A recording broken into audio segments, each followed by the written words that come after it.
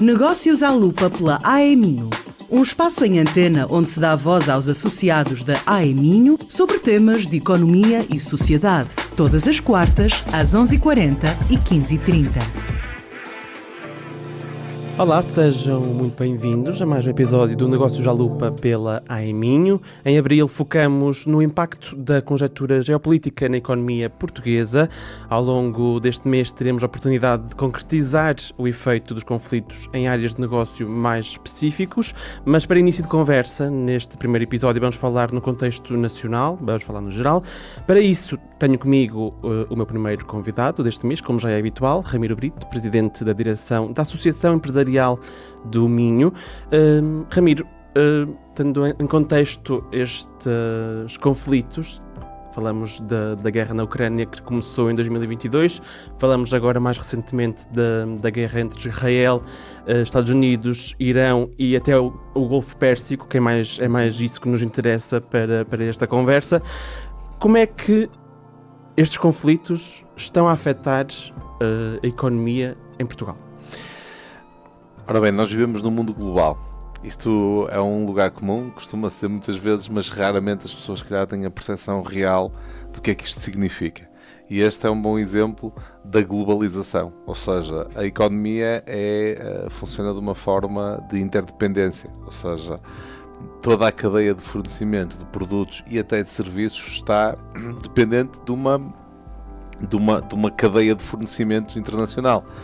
Se pensarmos no mais comum e mais óbvio, aquele que as pessoas sentem mais na carteira, no caso dos combustíveis, no caso do petróleo, toda a cadeia de abastecimento de produtos, serviços e alguns até processos produtivos são são muito expostos ao fornecimento de petróleo. Se nós pensarmos que o Golfo Pérsico é um dos maiores fornecedores de petróleo no mundo inteiro, percebemos que o impacto direto, eu não estou a falar sequer da escassez, estou a falar primeiro dos preços. Portanto, o impacto é imediato, o aumento dos preços na cadeia de produção é muito significativo e isso vai-se refletir e reflete-se no preço dos consumidores. Não apenas naquilo que nós tendemos a pensar mais, que é o gasóleo ou a gasolina, pronto, ok, isso é aquilo que nós vemos de uma forma mais evidente, mas em toda a cadeia de fornecimento, porque toda a operação das empresas está dependente desse fornecimento. Ainda temos o gás, que terá um impacto então para empresas de manufatura intensiva que estão, por exemplo, até mesmo na área do têxtil ou da metalomecânica, que tem uma dependência significativa de gás.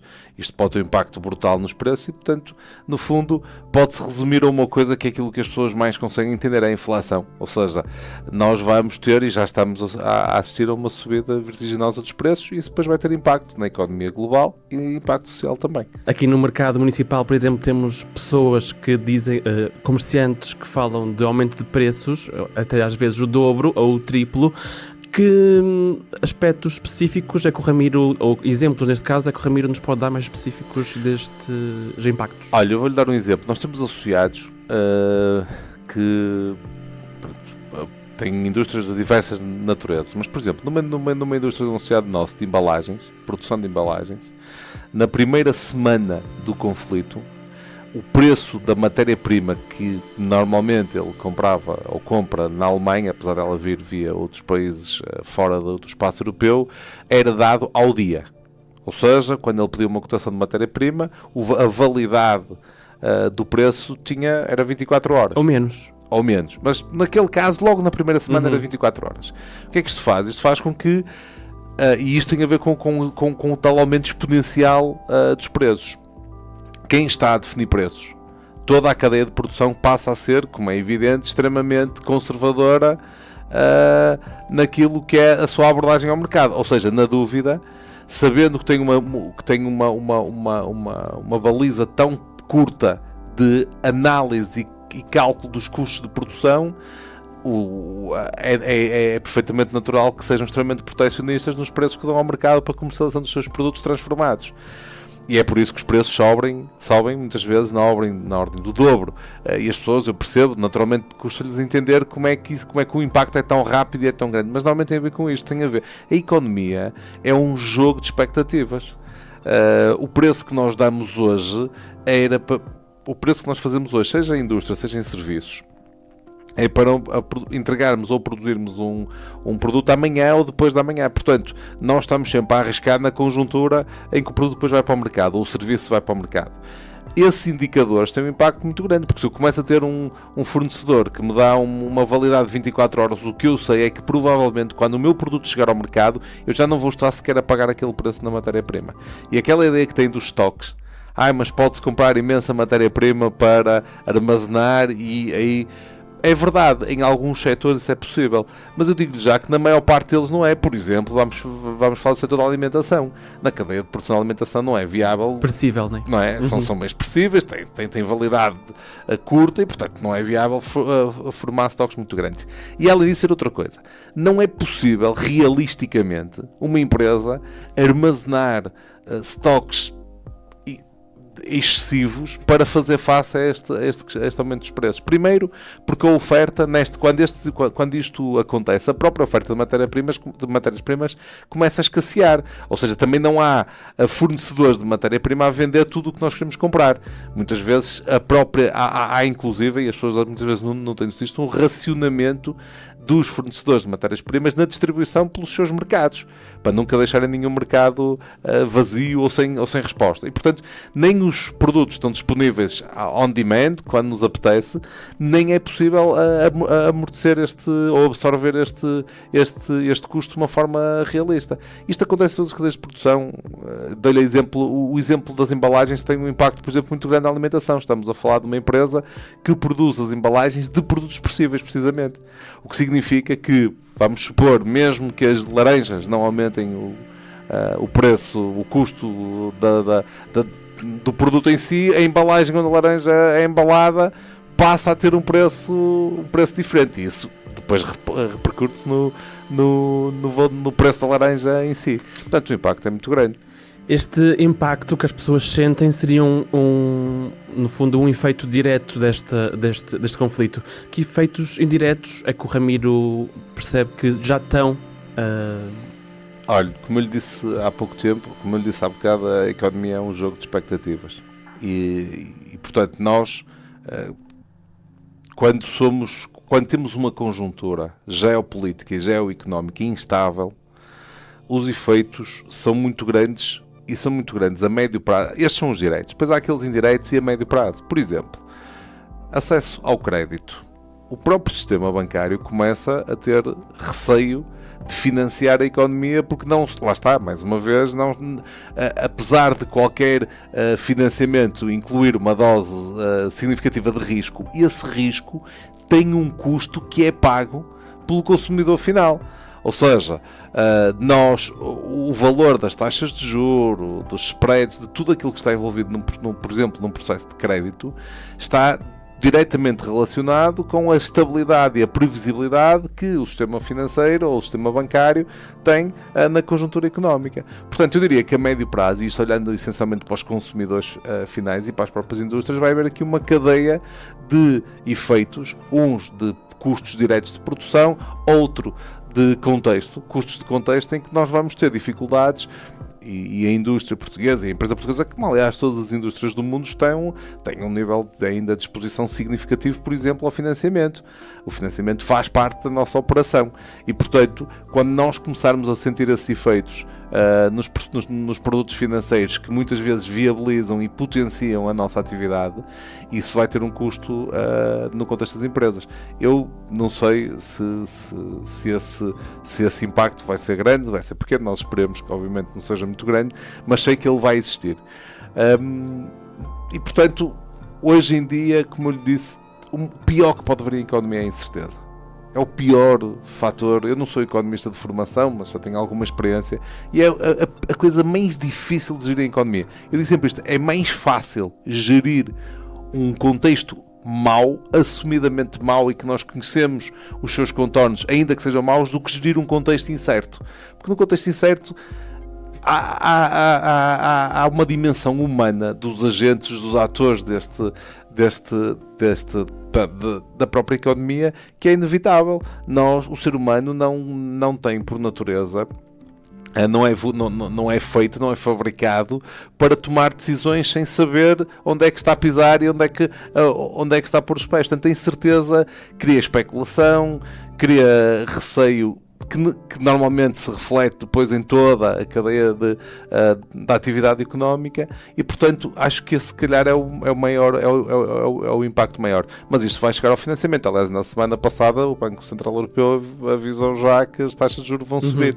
E vão subir, reparem, vamos ser realistas, não foi num mês que o fluxo de liquidez dos bancos diminuiu significativamente. Isto é provisional.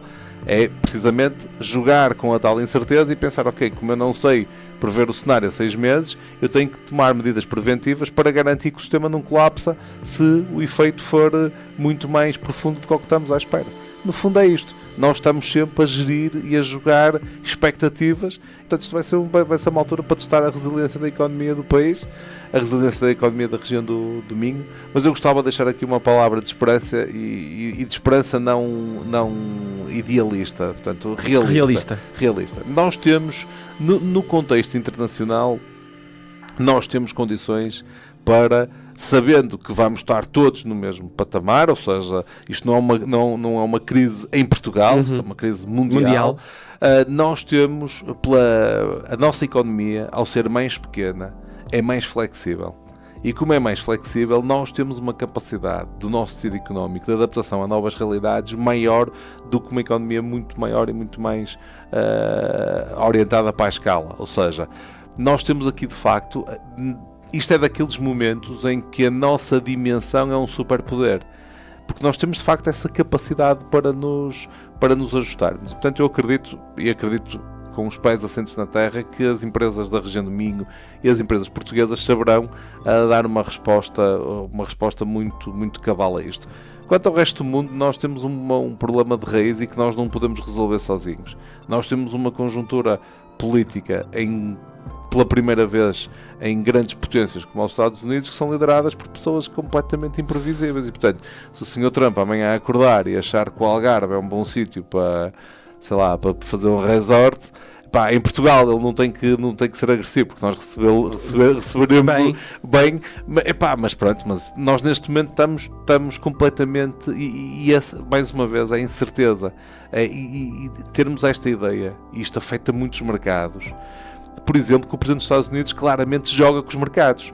Nós percebemos que acontecem movimentos em termos de mercados de capitais e de mercados de bens como o ouro, o petróleo, a prata, etc., onde o Presidente dos Estados Unidos claramente tem uma intervenção presidencialista. Portanto, ele anuncia, eu peço desculpa pela expressão, uma daquelas coisas absurdas que ele diz numa terça-feira, mas na segunda-feira houve uma série de empresas americanas que, antes dele dizer, conseguiram prever que aquilo ia acontecer. Portanto, nós é a primeira vez, provavelmente, que assistimos a um Presidente dos Estados Unidos a ter uma intervenção presidencialista nos mercados de capitais e nos mercados, e isso sim é um perigo muito, muito grande. Mas mais uma vez, Portugal e o Minho, desta vez a nossa dimensão e o nosso contexto, acho que no contexto internacional é um superpoder que devemos explorar.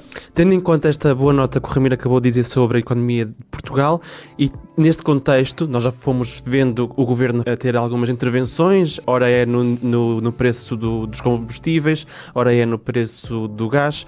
Em que áreas é que o Governo pode ajudar a economia, Portugal e os portugueses? Olha, eu vou-lhe ser franco. Num contexto destes, como é evidente, o Governo faz aquilo que pode nas condições que tem. Mas eu acho que aquilo que era mesmo importante em Portugal, isso nós não temos feito e nenhum Governo começou a fazê-lo de uma forma verdadeiramente assumida. Só há um caminho para nós termos menos exposição a este tipo de situações, que é reduzirmos a nossa exposição a este tipo o nosso nível de dependência deste tipo de produtos, sobretudo o petróleo. E Portugal, mais uma vez, pela sua dimensão, tem mais capacidade ou mais possibilidades de tornar isto, ou seja, este movimento, e eu não estou a falar só da energia elétrica, estou a falar da nossa capacidade de sermos mais autossustentáveis em termos energéticos. E se nós conseguirmos, numa economia da nossa dimensão, é mais fácil fazer isto, tornar isto sistémico. na economia. Numa economia muito maior é muito mais complicado, porque é uma rede várias muito maior. variáveis. Eu acho que o Governo tem feito o que pode fazer, que tem consciência, e nós nisto temos que ser realistas, pá, não podemos... Temos que ter consciência que há limites, o país tem limites, o orçamento tem limites e, portanto, não é por aí que vamos operar grandes milagres, mas acho que isto, se calhar, seria um bom alerta e um bom momento para nós começarmos com uma verdadeira política de transformação energética do país para reduzirmos o nosso nível de dependência nas cadeias de produção a este tipo de produtos. Energias renováveis? Energias renováveis, energias verdes, energias que nós conseguimos gerar internamente com a água, com o vento. Se nós tivermos um nível de dependência menor, quando efeitos destes existirem, e já eles vão continuar a existir, aí passamos a ter uma posição privilegiada na economia internacional. E num país como o nosso, isso é uma vantagem brutal. Portanto, o que eu acho que o Governo deveria fazer é aproveitar esta oportunidade em que há uma consciência coletiva de que nós, de facto, não podemos ter este nível de exposição a este tipo de produtos e começarmos a pensar de uma forma muito estruturada, rápida e estratégica numa transformação a sério do nosso cenário energético em Portugal. E pronto, e aí sim, se calhar, mais do que resolver isto agora, estaremos a desenhar um futuro muito mais estável e muito mais promissor para a economia portuguesa. Muito bem, muito obrigado, Ramiro. E é assim que terminamos este primeiro episódio de abril do Negócios à Lupa pela AEMinho, com a opinião de Ramiro Brito. Para a semana temos novo convidado, novo tema, mas entretanto pode ouvir este e outros episódios em rumo.pt, nas redes sociais da AEMinho e agora também no canal de Spotify da AEMinho. Quanto a mim, eu espero por vocês na próxima semana. Até lá. Negócios à Lupa pela AEMinho. Um espaço em antena onde se dá voz aos associados da AEMinho sobre temas de economia e sociedade. Todas as quartas, às 11h40 e 15h30.